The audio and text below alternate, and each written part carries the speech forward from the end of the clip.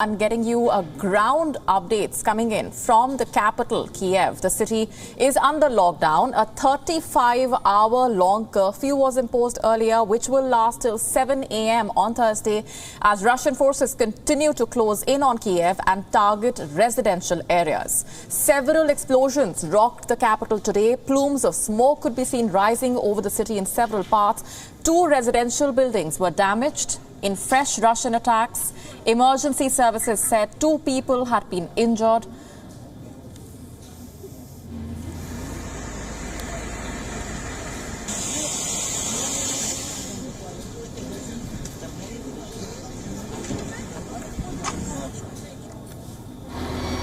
Now, this comes after at least 4 people were killed on Tuesday after Russian forces targeted the residential areas in Kyiv. At least 4 powerful explosions were heard in the center of Kyiv.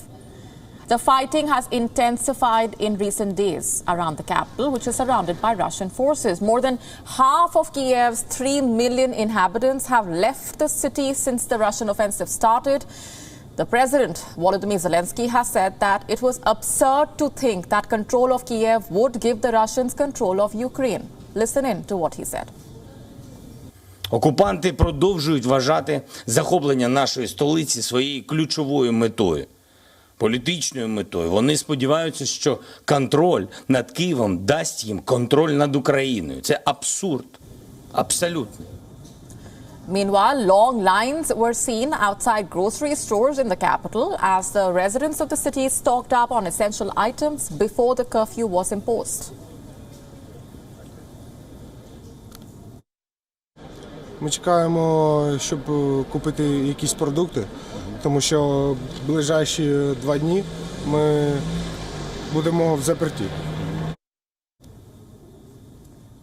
The Russian Defense Ministry released a video allegedly showing off Ukrainian weapons taken by the Russian soldiers in the Kyiv region.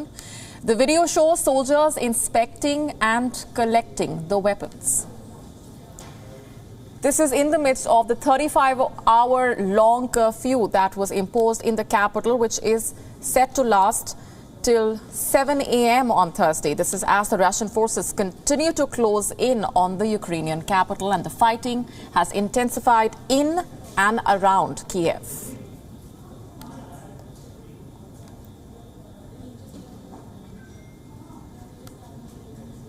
Four people were killed on Tuesday after Russian forces targeted the residential areas in Kyiv.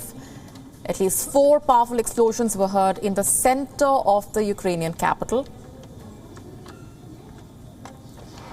The fighting, which has intensified coming in after the Russian forces have been surrounding Kyiv. More than half of the capital's 3 million residents have left the city since the Russian invasion started.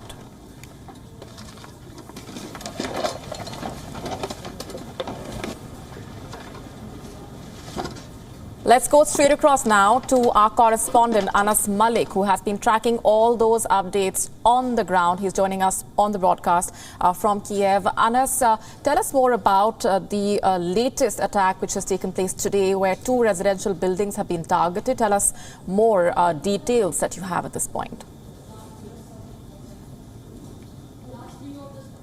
Well, Molly, last night was relatively calmer compared to the night before, but we saw 2 of these airstrikes taking place at residential buildings in the west of the city of Kyiv. Kyiv is currently under a curfew that was imposed late evening yesterday, and the curfew continues to be in place. It will continue until tomorrow morning. Now, this attack took place in the Shevchenko neighborhood, Shevchensky, as they say it in the local language.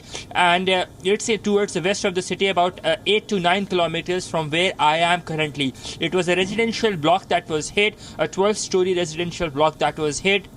At least 2 people are injured. Another 35 were rescued. This is what the state emergency services had to say in this.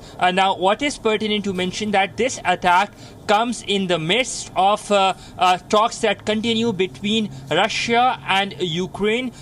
We understand that the Russian foreign minister has made some of his aspirations and has made some of his demands as well to the public, including the fact that how they would want to de-weaponize Ukraine along the lines of Sweden and Austria, but that demand has been rejected by the Ukrainian side.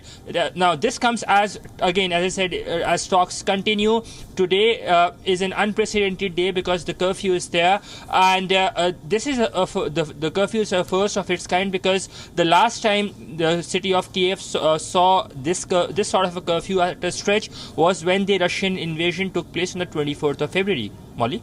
Right, and we've been seeing those visuals of the residents lining up outside grocery stores before the curfew was imposed. Anas, as we've been tracking the situation on the ground, give us a better sense also of the essential items, the access before this curfew started, and whether there is enough supply within Kyiv at this point.